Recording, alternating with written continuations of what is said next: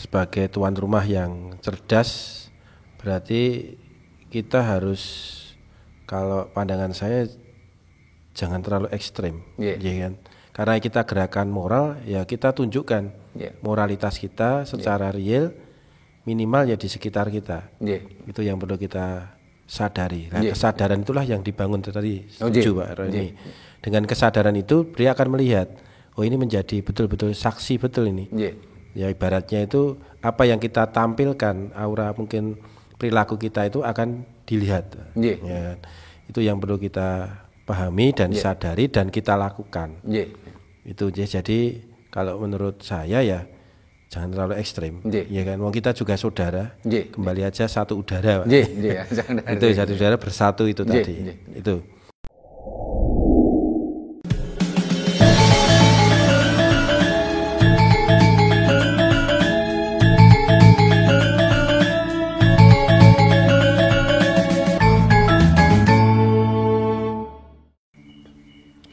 Rahayu.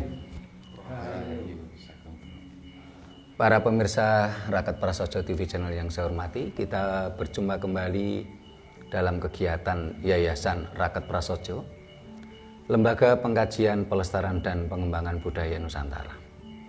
Nah, para pemirsa yang saya hormati, dalam perkembangan akhir-akhir ini banyak terjadi konflik agama, terjadi berbagai kejadian-kejadian intoleransi di masyarakat kita. Bahkan pada waktu itu yang sempat viral itu di tetangga kita sendiri, yaitu di Desa Sumberjo, Kecamatan Gedangan, Kabupaten Malang, yang dimana waktu itu ada pendirian rumah ibadah Kristen. Ini sempat ada pelarangan untuk pendirian rumah ibadah tersebut, sampai viral. Ya kita bersyukur akhirnya bisa terselesaikan dengan baik. Pembangunan rumah ibadah tadi dilanjutkan kembali. Di sisi lain, ketika Pilpres kemarin, bangsa ini juga terpecah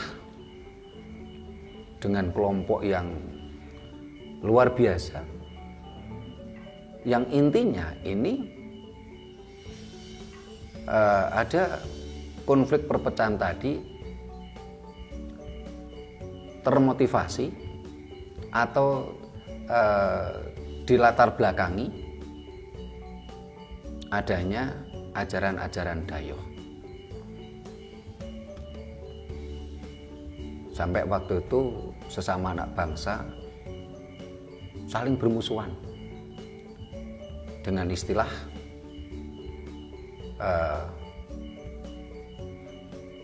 waktu itu istilahnya apa? Kampret sama kecebong.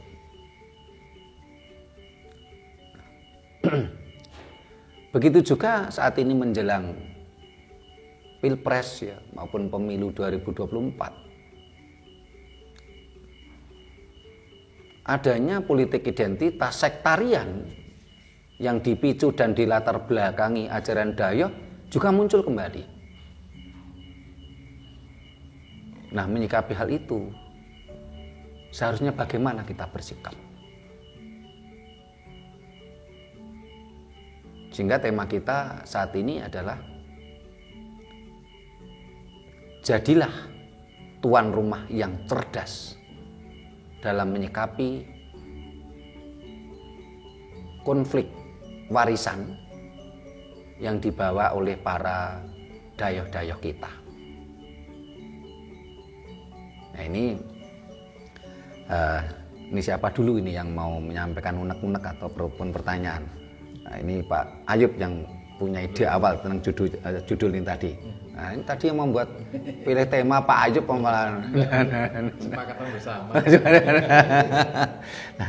Nah, mau Mas Joni dulu yang jauh dari Solo. Muhammadnya jauh Pak. Jauh, saya monggo Mas Doni. Ya. Rahayu. Rahayu. Dari tema tentang tuan rumah yang cerdas.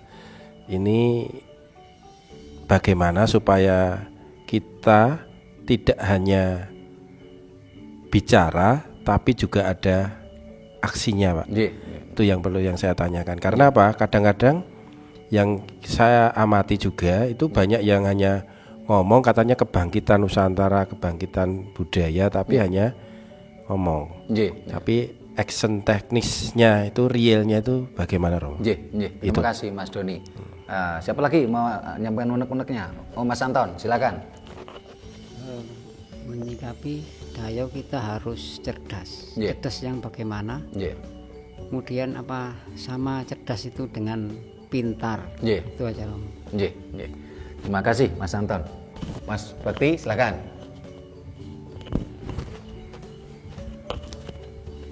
Rahayu Romo. Rahayu, Mas Bakti. Mohon maaf kalau pendapat saya ini subjektif ya.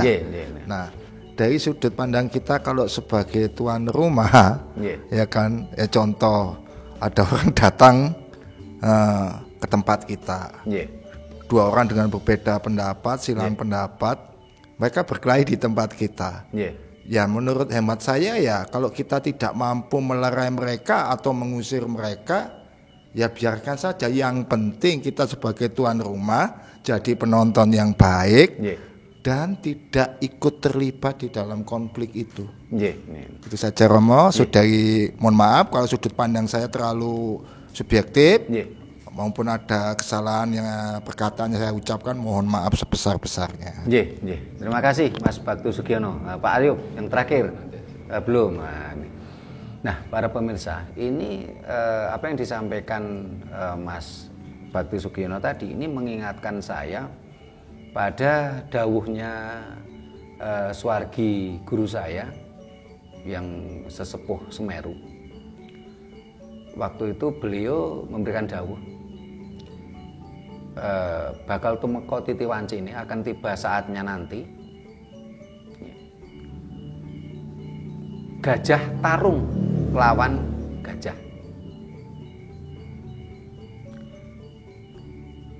Istilahnya gajah tarung berkelahi, gajah mungsuh liman. Padahal gajah itu ya liman, liman itu ya gajah. Macan mungsuh sardulo. Macan itu ya harimau, sardulo itu ya harimau. Ketek mungsuh lutung. Ketek itu ya monyet, lutung itu ya monyet.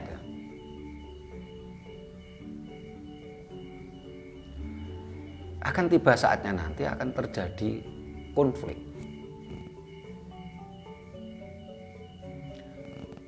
Tamu-tamu kita berkonflik. Di situ digambarkan bagaimana gajah musuh gajah berkonflik. Harimau dengan harimau konflik. Monyet dengan monyet konflik. Ayam dengan ayam konflik. Waktu itu Suwargi sesepuh Semeru tadi memberikan wejangan kepada kami, murid-muridnya. Dadya sing di omah sing ngerti lan mangerti. Kalau ini saya bahasa Indonesia kan menjadi jadilah tuan rumah yang cerdas. Bukan sekedar pinter. Seperti yang ditanyakan oleh Mas Anton Wibowo tadi. Karena kata pinter belum tentu cerdas.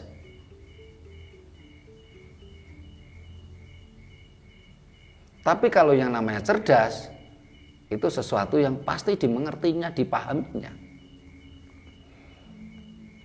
Nah, ini seperti gambaran yang disampaikan Mas Bakti Sugiono tadi. Kita ini tuan rumah.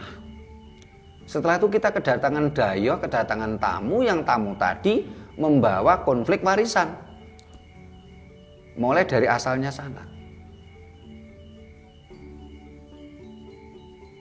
Kalau kita tuan rumah yang cerdas tentunya apa? Satu, ya dayoh yang konflik tadi, dua dayoh kita yang suka berkonflik tadi ya diusir saja.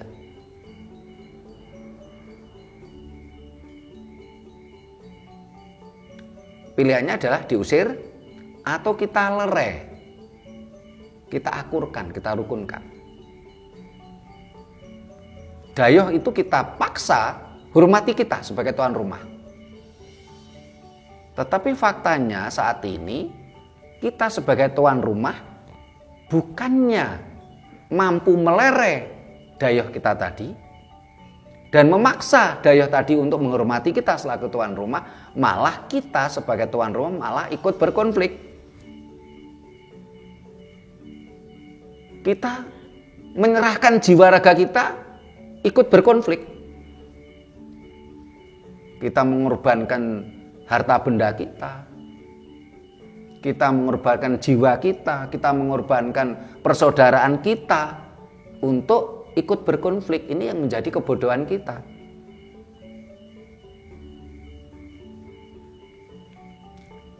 Ya minimal itu kalau kita tidak mampu menjadi tuan rumah yang cerdas, ya minimal kita menjadi tuan rumah yang pinter gitu loh.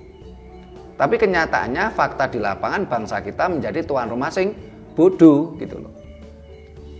Seharusnya dayoh itu kita paksa untuk menghormati kita sebagai tuan rumah. Dan mereka kita paksa menghormati kita sebagai tuan rumah, kita lerai mereka. Tetapi malah kita menjadi tuan rumah yang bodoh.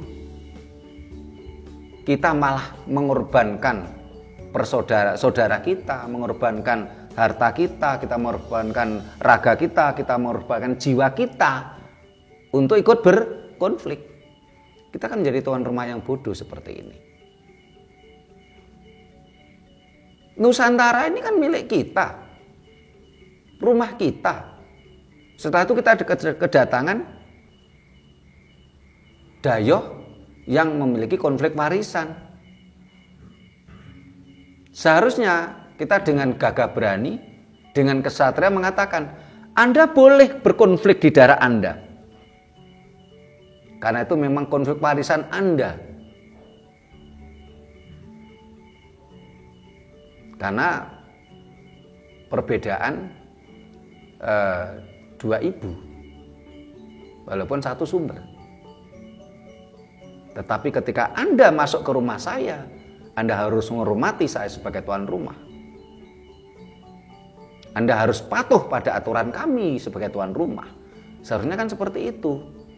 Tetapi bangsa ini malah terlalu bodoh. Pintar aja enggak, apalagi cerdas.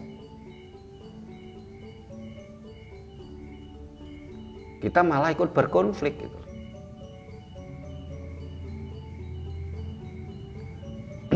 Ya mudah-mudahan apa yang disampaikan Mas Baktu Sugiono tadi ini menggugah kita semua, sesama anak bangsa, sesama putra Nusantara. Jadilah tuan rumah yang cerdas. Kalau kita tidak mampu menjadi tuan rumah yang cerdas, minimal kita jadi tuan rumah yang pinter.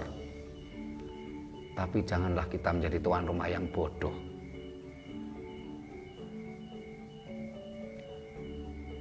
Nah, setelah kita menjadi bangsa yang bodoh, kita menjadi tuan rumah yang bodoh. Apakah kita akan terus-menerus seperti itu? Mari kita cerahkan jiwa kita. Sehingga untuk menuju kebangkitan Nusantara seperti yang disampaikan oleh Mas Doni tadi. Memang saat ini, kalau di medsos ini banyak sekali teman-teman itu yang bicara tentang kebangkitan Nusantara. Tapi yang jadi pertanyaan Mas Doni tadi benar, buktinya mana gitu. Karena kalau saya lihat beberapa teman-teman itu seringkali baru omdo tahapannya. Cuman omdo di medsos. Tetapi dalam gerakan-gerakan nyata mereka belum bisa, belum ada. Tapi paling tidak kita syukuri dulu lah. Karena saat ini dunia medsos tadi juga mampu membentuk sebuah kekuatan tersendiri.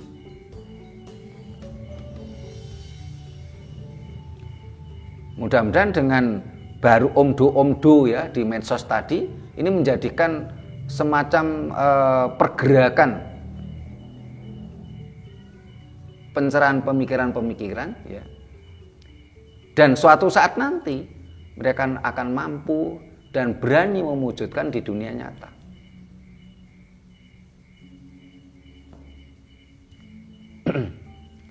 Walaupun saat ini ya dari taruhlah umpamanya dari 100 orang yang bicara tentang kebangkitan Nusantara ya, tentang bahkan ada yang radikal ya, memusuhi dayoh-dayoh kita ya. Tetapi ketika kita lihat secara dunia nyata kadang-kadang juga mereka belum berani ya. Mereka bersembunyi dengan topeng-topengnya, dengan nama-nama samaran, dengan akun-akun fake ya, akun palsu ya.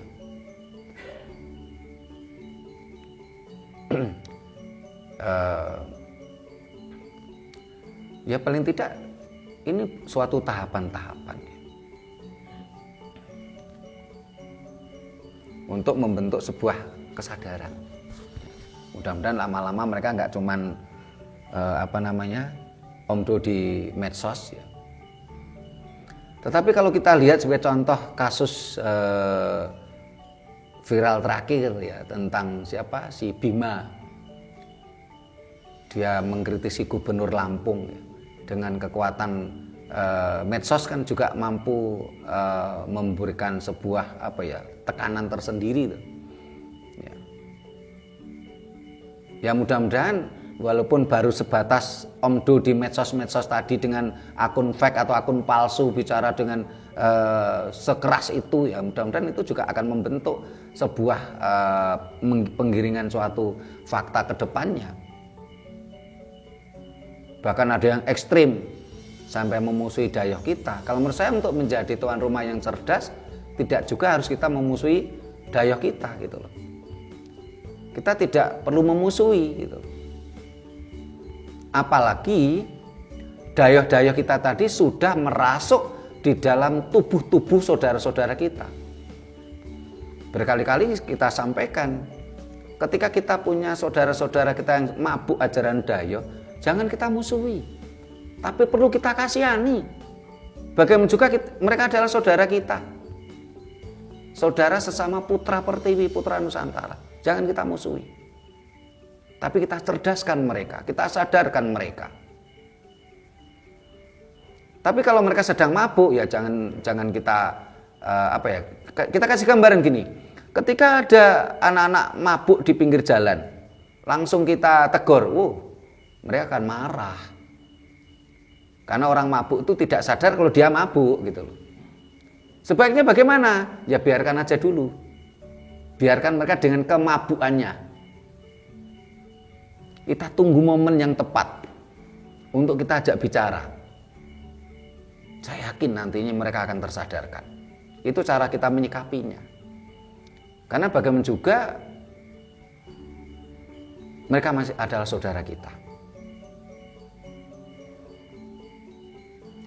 Ini adalah langkah nyata dalam bentuk-bentuk perjuangan kebangkitan Nusantara yang ditanyakan oleh Mas Doni tadi. Karena bagaimana juga itu tadi sih, kita dengan melakukan gerakan-gerakan moral ya di Yayasan Rakat Prasojo ini yang kita inginkan adalah gerakan moral, pencerahan. Sementara di beberapa teman-teman kita yang lain ini malah mereka dalam satu sisi mereka memusuhi dogma dayoh, tapi di sisi lain mereka menciptakan dogma sendiri gitu loh. Ini kita juga prihatin. Saya lihat beberapa teman-teman yang awalnya pejuang budaya Nusantara ini kok saya amati loh, kok ini malah membentuk dogma baru, membentuk sektarian baru gitu, yang ujung-ujungnya untuk ujung-ujungnya untuk kepentingan perut gitu. Sampai kemarin ada salah satu teman itu telepon cerita ke saya, memberikan kesaksian dia terjebak pada sektarian baru. mulai dari masuk ke ke dogma tadi, sektarian tadi harus bayar sekian, tiap bulan bayar iuran sekian ya. Setiap ada pembelajaran entah offline entah itu online, Zoom, ini harus bayar sekian. Bayar iurannya telat, sang guru tadi marah-marah. Ada yang terjebak seperti itu. Terus ada lagi yang ada sebuah gerakan itu ingin membawa bangsa ini lepas dari mulut harimau masuk mulut buaya.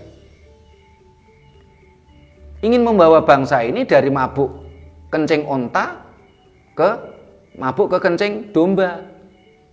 Dari mabuk kencing onta, mabuk ke kencing sapi. Dari mabuk kencing onta ke kencing beruang. Dia lupa gitu. Kenapa? Karena di situ dia mendapatkan sesuatu. Karena di setiap ada misionaris di belakangnya pasti ada kapitalis. Akhirnya ujung-ujungnya kepentingan pribadi.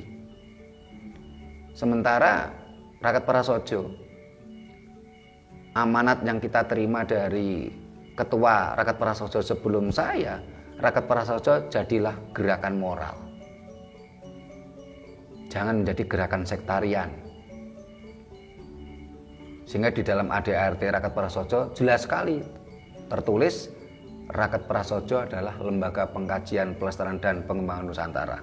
Rakat Prasojo bukan organisasi keagamaan dan bukan organisasi aliran kepercayaan. Dalam kurung apa? Bukan bicara tentang dogmatis. Dan organisasi tidak mengurusi dan mencampuri apapun keyakinan anggotanya. Ini gerakan Rakat Prasojo adalah gerakan moral untuk mencerdaskan bangsa ini, mengajak saudara-saudara kita menjadi tuan rumah yang cerdas. Tujuan utama bukan duit, bukan urusan perut, tapi urusan kebangsaan. Termasuk pembuatan channel YouTube Rakat Prasojo TV ini. Walaupun dalam satu sisi ya, saya mengucapkan banyak terima kasih atas dukungan, bantuan, partisipasi para pemirsa semua. Channel YouTube kita sudah mulai mendapatkan misalnya honor ya, Pak Ayub. Nah, 2 bulan ini lumayan. Bulan kemarin kita dapat honor untuk pembaruan peralatan. Sehingga pada bulan kemarin itu walaupun banyak suara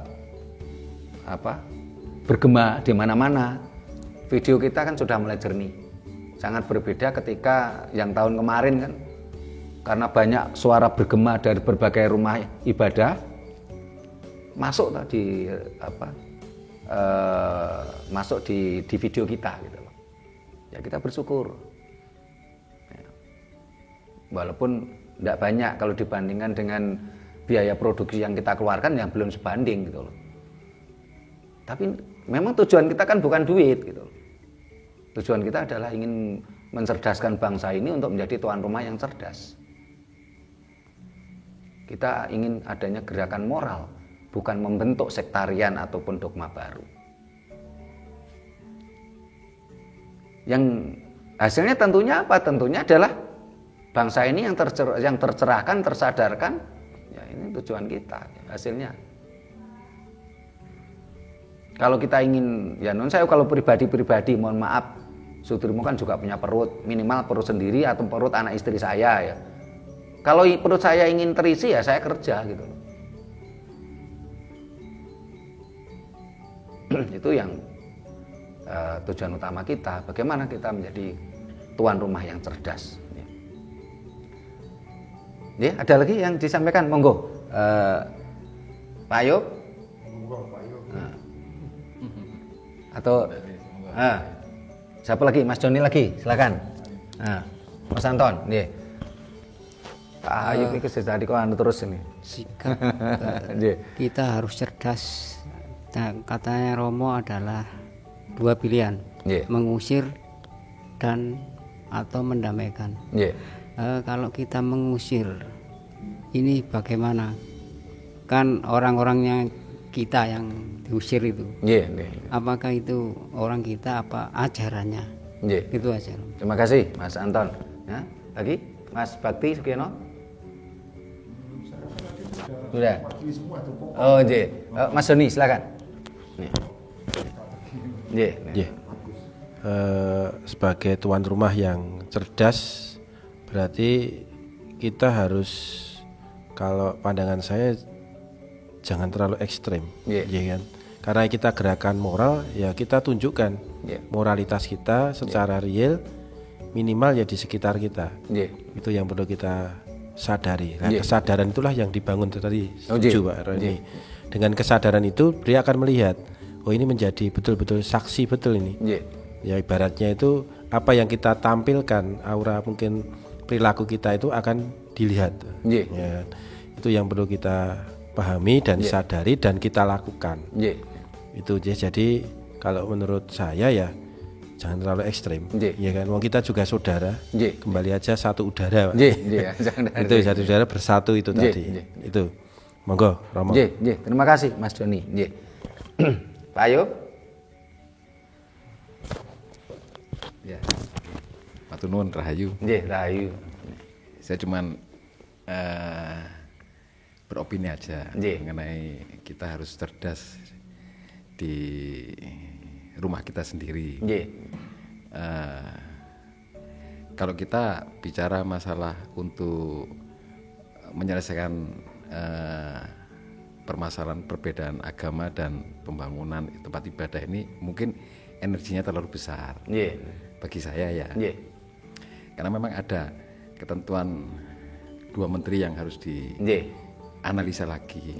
Terus kemudian edukasi usia dini yang harus memberikan mindset bahwa kita ini sebetulnya makhluk yang sama di hadapan Tuhan. Dan apapun baiknya agama dan bagaimanapun tingginya ibadah, kalau dari usia dini kita tidak bisa memberikan basic bahwa kita ini sama di hadapan Tuhan, itu niscaya tidak akan bisa berhasil.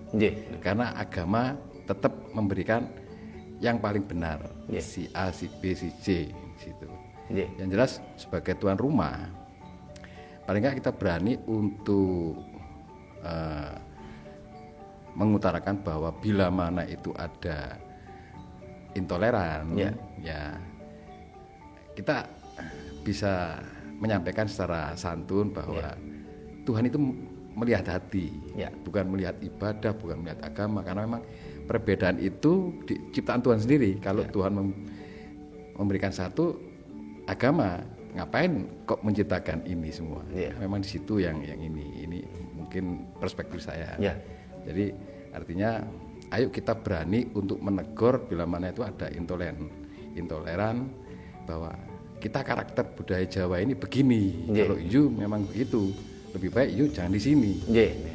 Lebih baik kembali pulang saja. Begitu aja. Terima kasih. Rahayu. Terima kasih Pak Ayub. Nah, dari yang disampaikan Pak Ayub tadi sebenarnya malah merupakan salah satu indikator ya bahwasanya agama itu tidak dari Tuhan. Agama itu tidak dari Tuhan. Tetapi agama itu ya dari manusia, sehingga akhirnya agama itu merupakan bentuk lokalisme. Kalau memang Tuhan itu menurunkan agama, tentunya agama semesta, bukan lokalisme. Sementara agama-agama yang ada kan semuanya lokalisme. Seperti itu. Semuanya lokalisme gitu, sehingga kalau sama-sama lokalisme ya jangan menyalahkan yang lain gitu loh. Jangan merasa benar sendiri. Perbedaan itu salah satunya agama. Dan itu memang ranah lokalisme. Sehingga kalau kita bicara tadi tentang rumah ibadah, tentang SKP 2 Menteri yang saat ini sudah juga oleh beberapa aktivis mau digugat untuk dicabut. Ini sebenarnya kan kalau bangsa ini menjadi tuan rumah yang cerdas, sebenarnya sederhana. Ya kembalikan kemurnian Pancasila. Dan Pancasila tidak mengamanatkan bicara agama. Sehingga otomatis secara tidak langsung ya agama akan terusir dari ranah publik. Bicaranya kemanusiaan saja. Ya, jadi humanisme yang dibicarakan lebih universal, lebih objektif, sehingga kita tidak akan bicara apa keyakinan si A, si B, si C, tetapi apa perilakunya tadi mengganggu orang lain atau tidak. Perkara agama Anda apa, keyakinan Anda apa, rumah ibadah Anda namanya apa, silakan didirikan, itu hak pribadi Anda. Tetapi jangan sampai ketika Anda beribadah, menurut keyakinan Anda mengganggu orang lain. Anda beribadah teriak-teriak, ganggu tetangga, ya itu kan berarti kan kemanusiaannya nggak ada gitu loh. Jadi bangsa ini kalau ingin jadi tuan rumah yang cerdas, yaitu tadi kembali ke kemurnian Pancasila. Orang mau mendirikan rumah ibadah apapun silakan, tidak perlu diurusi negara, tidak perlu perizinan. Mau mendirikan rumah ibadah apapun itu, negara tidak perlu memberikan izin dan tidak perlu perizinan, bebas. Tetapi dengan catatan itu tadi, nek dijiwit ora jon jiwit. Nek kalau Anda mau beribadah jangan ganggu orang lain. Jangan mau beribadah katanya istilahnya ingin mendapatkan janji-janji fata morgana menurut ajaran agama tertentu. Tapi dalam beribadah dia teriak-teriak mengganggu tetangga. Humanismenya kemana? Bahkan ada yang tidak sekedar teriak polusi udara, tapi bahkan malah ada pemaksaan. Ini semakin tidak humanisme malahan. Dengan banyaknya agama, jadi para pemirsa dan Pak Ayub ya barangkali perlu tahu juga, di seluruh dunia ini ada 4.200 agama. Luar biasa. Hanya bangsa Indonesia saja yang konyol menganggap agama itu cuma 6. Di dunia itu ada 4.200 agama.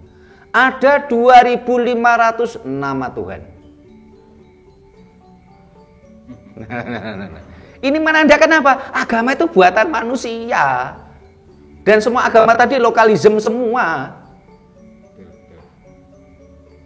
Siapa bilang agama itu dari Tuhan? Kalau memang benar-benar Tuhan pencipta alam, tentunya tidak lokalisme. Semua agama tadi lokalisme semua. Itu salah satu bukti. Kalau agama itu bukan buatan Tuhan, tapi buatan manusia. Sehingga lokalisme. Kalau memang Tuhan semesta itu menciptakan agama, tentu seluruh alam semesta cuma satu.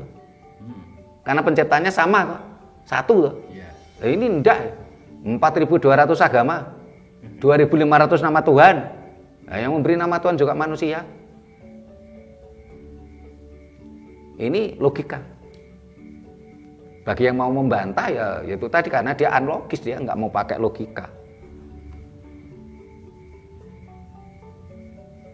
Terus tadi Mas Doni, sebaiknya kita jangan ekstrim-ekstrim. Di sini sebenarnya kata ekstrim di sini bukanlah dalam artian perilaku secara fisikal sebenarnya. Selama ini bangsa kita kan mencoba dengan Pancasila tadi, kan ingin mencoba ngerukunke dayo-dayo tadi. Tetapi ternyata dengan sikap kita merukunkan dayo-dayo tadi, apa yang terjadi? Dayo kita malah kurang ajar ya. Kebaikan-kebaikan kita sebagai tuan rumah malah mereka salah gunakan. Malah ngelunjak, dikasih hati makan malah minta rempelo. Berarti apa? Kembali ke hukum alam. Siapa menanam akan menuai. Sehingga saat ini faktanya memang apa? faktanya adalah ya namanya hukum alam.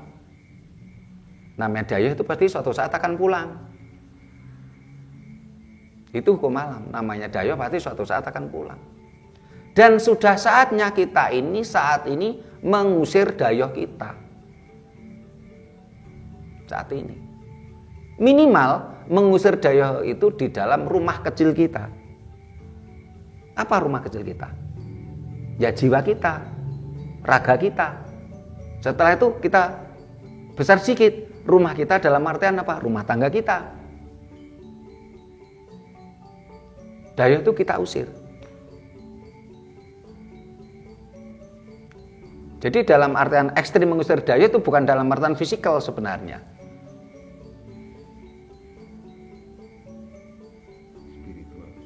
Karena ini adalah karakteristik spirit, jiwa gitu loh. Kalau kemarin bangsa ini kan bersikap kepingin setiap daya itu kan kita rukun kita tampung. Kemarin itu. Setiap daya kita terima, kita tampung, kita akomodir. Tapi faktanya daya-daya tadi malah banyak yang ngelunjak gitu loh. Nah, bagaimana ketika kita bicara fisikal? Karena yang mabuk ajaran daya kan saudara kita tadi. Lah itu baru kita kalau kita bicara fisikal, kita jangan ekstrim fisikal. Karena bagaimana juga yang mabuk ajaran daya itu juga saudara kita. Kita jangan ekstrim fisikal di situ. Ya tadi saya gambarkan ketika ada anak-anak mabuk di jalan. Ya. Jangan langsung kita tegur. Wow, bisa-bisa kita dilempari botol. Yang namanya orang mabuk itu ayam rasa coklat kok. Dia selalu merasa benar sendiri. Ya biarkan aja dulu. Kita tunggu ada momen yang tepat. Kita ajak dialog. Dengan berdasarkan itu tadi. Konsep dasar ajaran leluhur kita adalah apa? Terminalar, haik logis. 2, kasunyatan atau realistis atau realita. 3, dengan hukum alam. Orang Jawa mengatakan serateles. Nah, dengan 3 dasar ini secara tidak langsung daya sudah terusir dalam rumah kita. Rumah kecil kita, raga kita, maupun rumah dalam artian rumah tangga kita. Dan nanti kalau semakin banyak raga-raga ya, rumah tangga yang tidak lagi mabuk ajaran daya, kita sudah merdeka jiwa raga, lama-lama bangsa ini akan merdeka jiwa raga semua.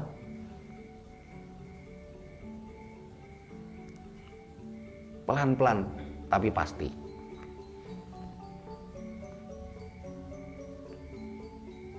Kenapa?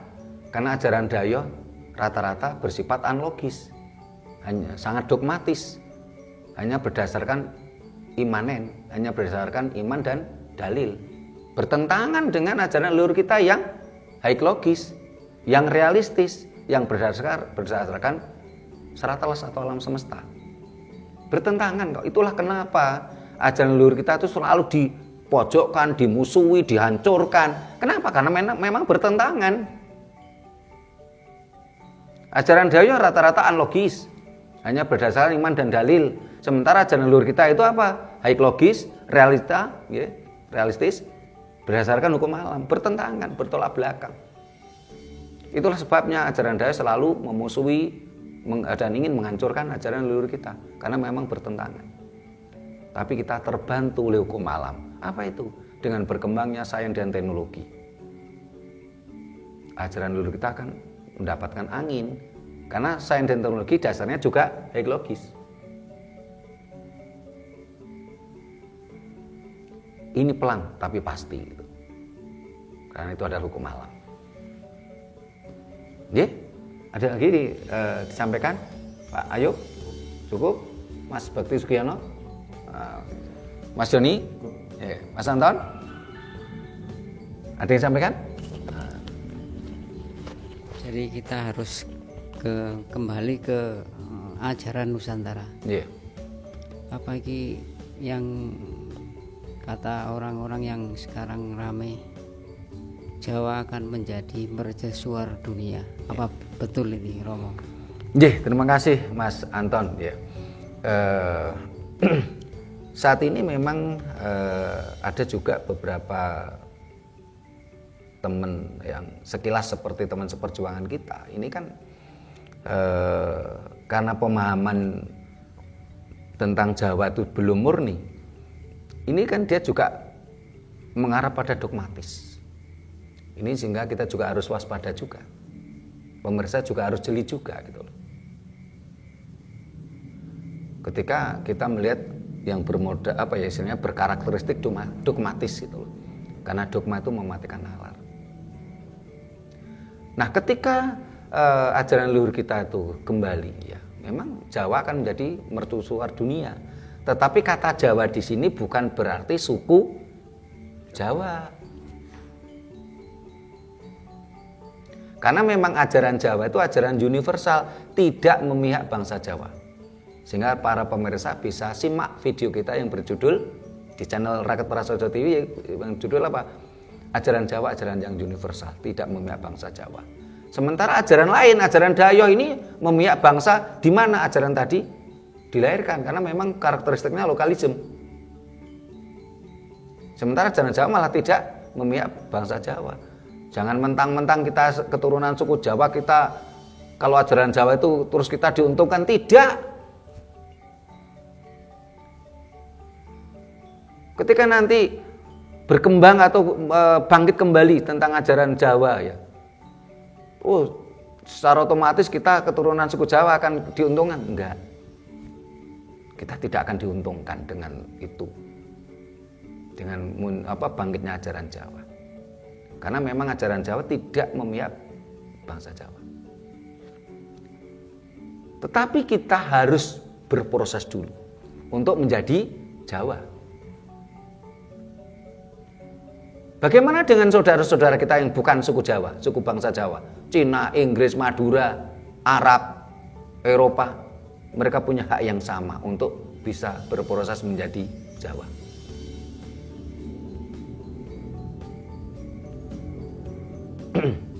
Malah saya sering bertemu ini teman-teman yang dari etnis Tionghoa. Ya. Dia malah lebih Jawa daripada suku Jawa. Saya juga pernah ketemu dengan teman orang-orang bule, orang-orang Eropa. Ya. Malah dia berkarakter Jawa, lebih Jawa daripada suku Jawa.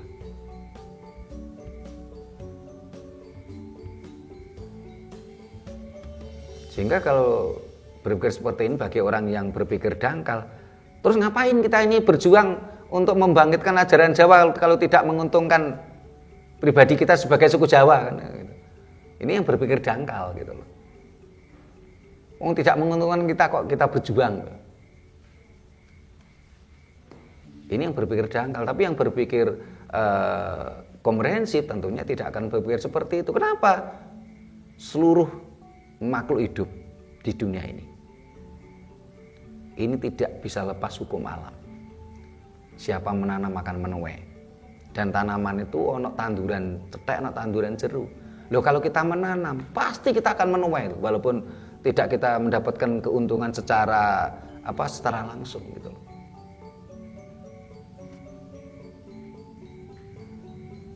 Karena memang di dalam ajaran Jawa tidak ada ajaran transaksional gitu loh.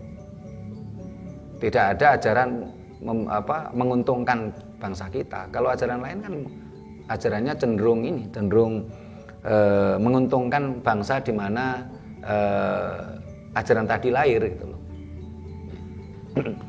Jadi lagi Mas Doni disampaikan? Cukup. Pak Ayo? Cukup. Mas Bakti? Mas Anton? Wah, ini semuanya cukup ini seharusnya ini ada diskusi gitu loh. Jadi nek ngrungokne aku tok ya lambeku menireng. Terima kasih kalau sudah cukup ya. Mudah-mudahan apa yang kita sampaikan ini adalah menuju proses bagaimana kita menjadi tuan rumah yang cerdas. Karena memang sulit untuk menjadi tuan rumah yang cerdas. Karena kembali saya teringat wejangan guru saya tadi, Sesepuh Semeru tadi. Wong kita ini kadang kala menjadi penonton sepak bola, ini kita nggak ikut main bola loh kita ini. Tapi kadang kala bola itu masuk ke tempat penonton. Nah, ini kan hukum alam juga gitu. Tapi kalau kita ini tuan rumah yang bodoh, ya kita ikut main bola gitu loh. Padahal kita ini bukan pemain bola. Nah, jadilah penonton yang baik dulu. Untuk berproses lama-lama menjadi penonton yang cerdas. Ternyata berat juga ya jadi penonton yang cerdas itu. Wong jadi penonton yang baik aja kadang-kadang kita masih belum bisa gitu loh. Ada kita nonton bola, kita bukan pemain bola, tapi tahu-tahu ada pemain bola itu yang menyepak bola itu melambung tinggi sampai ke tribun penonton. Nah, kalau penonton yang bodoh kan kita ikut main bola toh. Terus akhirnya kita tawuran sesama penonton bola gitu loh. Kembali tadi kita malah ikut konflik tadi. Nah, mudah-mudahanlah kita semua bisa menjadi penonton yang cerdas, minimal menjadi penonton yang baik. Mudah-mudahan kita bisa menjadi tuan rumah yang cerdas, minimal menjadi penonton yang pinter lah. Tapi jangan sampai kita menjadi tuan rumah yang bodoh dan memperbudak diri kita kepada bangsa lain. Demikianlah para pemirsa yang kami hormati, mudah-mudahan apa yang kita sampaikan memberikan pencerahan pada kita semua. Bila mana ada kata-kata kami yang kurang berkenan dan tata kerama kami yang tidak memadai, kami mohon maaf. Terima kasih, sampai jumpa di kegiatan kita lainnya. Rahayu.